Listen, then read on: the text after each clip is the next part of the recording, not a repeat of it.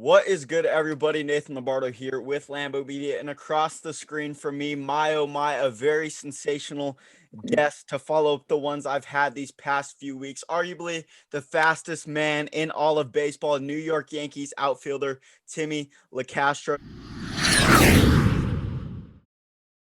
Tim, really appreciate you hopping on. And like I mentioned in the intro, one of the fastest guys in all of baseball, currently holds the record for the most stolen bases, successful stolen bases to start off an MLB career with 29.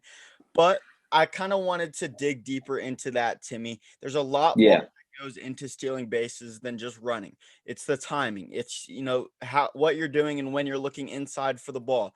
Break all of that down for me, Tim, and kind of what really goes into the art of stealing a bag. Yeah, I think that sort of changed throughout my whole entire career going back to college. I mean, in college, I sort of just tried to use my athleticism to try to steal bases. And then in the minor leagues, I sort of tried to do the same thing. And you can't get away with that at the professional level. So as I started to go up the ranks, a lot of coaches and teammates, they helped me a lot. And you got to start to learn the pitchers as well as the catchers. So I'd say once I got to the big leagues, I really started to hone in and study the pitchers' moves, study their times to the plate, and then you sort of try to understand the catchers, see if they like to pitch out, see if they drop to one knee. So it's more than just the athleticism that I used to use, and a lot of coaches and teammates, like I said, have just helped me out tremendously, and I can't thank them enough. Right, and you mentioned actually studying those catchers and pitchers. How much time are you taking pregame into, looking at those catchers, looking at that day's starting pitchers? How much time are you looking into that and studying those pitchers' pitching motions? Yeah, I'd say before every single series, I usually get a sheet of all the relief pitchers and I'm able Okay. to go over them. Nowadays, I mean, with iPads and all the technology you have, you're able to go over the pitchers and sort of study them before the game. As you can get all their times personally. I mean, everybody has different times. I like to get my own stopwatch and write everything down for them. And then you got your charts on your catchers, their arm strength, their arm accuracy. I mean, the day and age with all the information you got, it's helped out tremendously. Yeah, absolutely, Tim. And, as an outfielder in the MLB, speed is very important, and having the ability to cover a lot of ground, especially at Yankee Stadium, is going to be crucial when, being in the outfield alongside other outfielders throughout your career. How much pride do you take? Obviously, it's one of the biggest pieces in all of your arsenal as far as your playing abilities. How much pride do you truly take in your speed and, having the ability to cover a lot of ground in the outfield? Yeah, I mean, coming up through the minor leagues, you obviously got to hit to advance to the next level and everything. But once I got to the big leagues, I sort of understood my role as a speed guy, where you got to steal a base late in a game, you got to play defense late in games, and when you're able to do that for a team and really know your role, I think that helps benefit your team to trying to do the main goal of win the game and win a World Series. Absolutely. And born in New York, and I'm sure, now playing Yeah, for the Yankees, I'm wearing the Yankees jersey. I had to rep it for the interview. I love it. I love it. I We were love talking it. a little bit about that before we started recording. I'm sure, growing up, you take a lot of pride in now playing for your hometown team, as I'm sure your family does as well. What was your initial reaction after finding out that you're going to be, headed to the New York Yankees and become a Bronx Bomber? Yeah, I mean, growing up, I was a diehard fan. I remember the teams with Jeter, Paul O'Neill, Bernie Yeah. Williams, Tino, all those guys. I love those guys. I love those teams. I mean, it was hard not to like them when they were winning every single year. But when I got traded there, I was actually we just had gotten home from a trip from St. Louis, so I was sleeping. I woke up in the morning. I had like 20 missed calls and like 50 text messages. So my family and friends, they all knew before me. And Wow.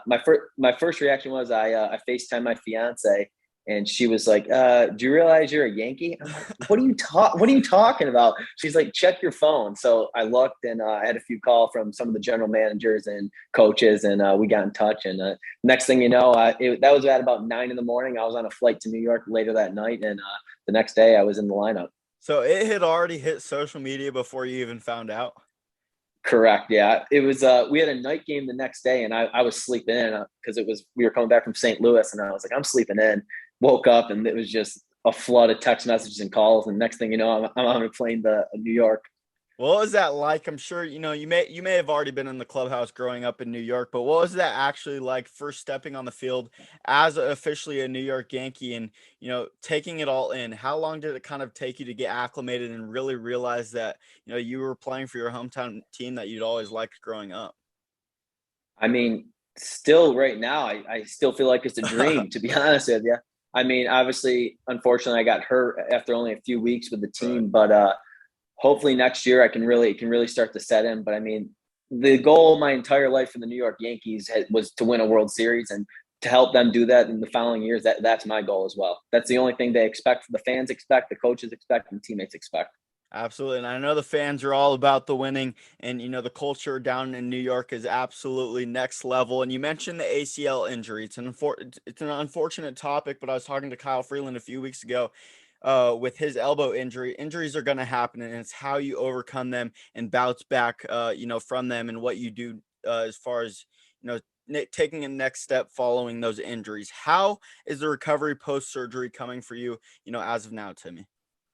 Yeah, actually, today was my first day running outside, so that was a big step. I mean, I've been counting the days. Today was day 103. Got my Dang. first runs outside, but I'm hoping to be ready for spring training. Like you said, injuries are a part of the game. I mean, I think I'll be able to rebound from it, and the support system within the Yankees organizations, teammates from the past with other teams and other coaches. I mean, it's just been awesome, and I'm excited to get back on the field.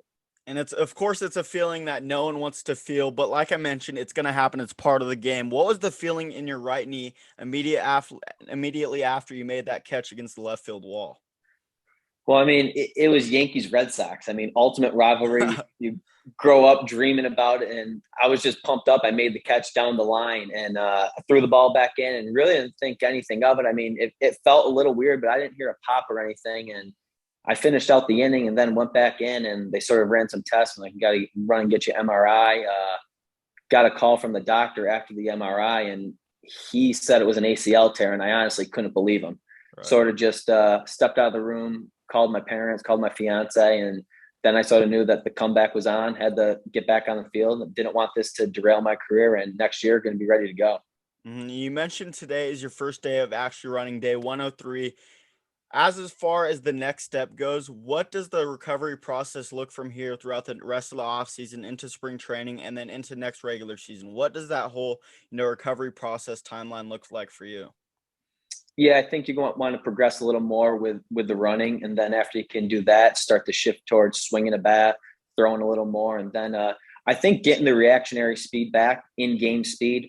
That the only way you're going to be able to get that back is once you're in the game and you get the competitive juices flowing. And I can't wait to get those feelings back again. I mean, it hasn't been since July when I've been able to play, and I miss it so much. But I've been watching a lot more baseball, not being able to play, and you can pick up a lot of things and learn from it. I mean, tonight, Game 6 of the World Series, that's going to be fun to watch too. So it's definitely, there's been some things that I've learned from this injury, and I'm just ready to move forward.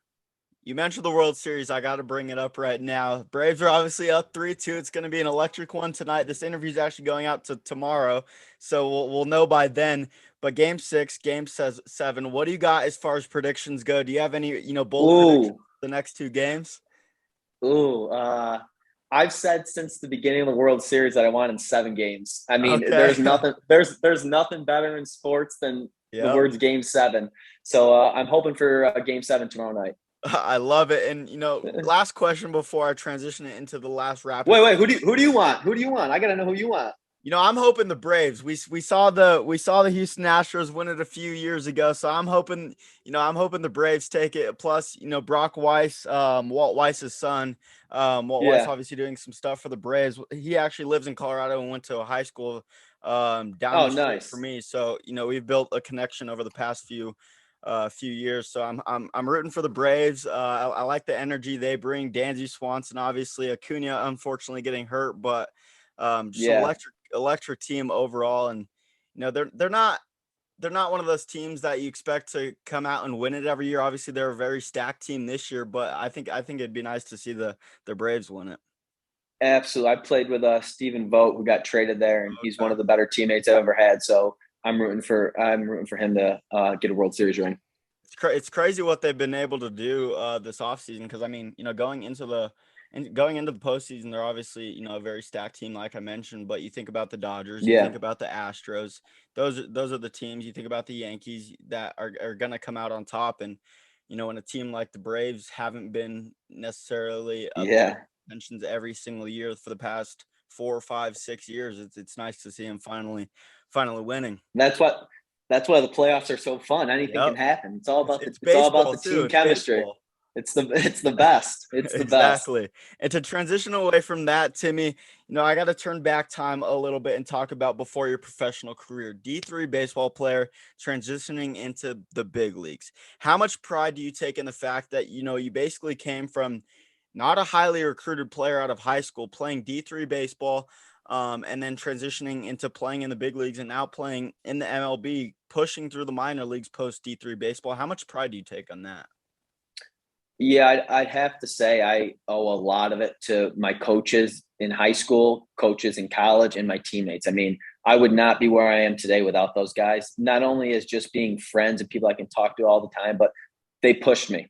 And I think the main goal from playing in the high school and college, not at big schools, our team always had good chemistry, and our goal was always to win games. We never went out there and we're trying to hit 4 home runs in a game. We were going out there to win, and very, very unselfishly, our teams were. And I think that helped translate. And those guys were awesome. How tough was that when you talk about skill set? How tough was that transition when playing D3 baseball compared to professional baseball? Was there a big skill set jump, or was it more, mental maturity? I think mental and physical maturity. I mean, getting drafted at 19, 20 years old. I mean, I know for a fact if I got drafted out of high school, I wouldn't have been ready. I think going to college and learning from coaches and older junior, senior teammates, that's something that really helped me not away from baseball. It's something that you have to sort of learn from there. And it was just great to be able to, that everything worked out and be able to learn from those people. Absolutely, Tim. And I think that's one of the most, prideful things you could possibly cherish and, say you've done and, basically came from, obviously D3 baseball and, fighting through the D3 baseball grind, just like any college baseball grind, especially like JUCO, and then making it through the minor league system, one of the toughest, things to do as a baseball player, that long process that, each and every player has to get through. But Timmy, I want to wrap it up with the last rapid fire segment. And to kick it off, Yep. go-to pregame music genre. Ooh. So I actually Avicii. I was crushing Avicii this past year. I Okay. watched I watched the documentary on him on Netflix in Okay. spring training, and I sort of just got locked in on it. I like it. It's a little unique. I What catcher are you also Drake, also Drake though. always have to I rock do Drake? Drake. Is Yeah, I know. I mean, he is just gets out banger after banger. is he a top 3 ever? I think he is the best ever. I like it. I like it. Yeah. I mean, I remember him in high school when he had his mixtapes, like So Far Gone and that stuff. And now to see where he's at, not only as a musician, but as a human being. I mean, he's a world icon. Well, That's why I think he's pound for pound number one. I like it. What catcher are you most proud of stealing a base on in your career? Stealing a base in the big leagues is hard. Every single one I got, every single one, every catcher. I mean, everybody's an elite athlete, elite catcher, and they all have absolute cannons. So, I mean, stealing a base every single time is pretty special. I like that, and I figure you're gonna say something similar for this question. But toughest 3 pitchers you've ever faced? Ooh. Can I tell you the one pitcher that I'd want to face that I never had before? And Let's that would do have it. been Mariano Rivera. I want to see what Oh, that cutter's like. That guy he threw one pitch and got people out. It was it's so impressive. crazy. It's crazy having And that one and pitch to rely on. and the stat that more people have walked on the moon than runs scored against him in the playoffs is just an insane stat. That is unbelievable.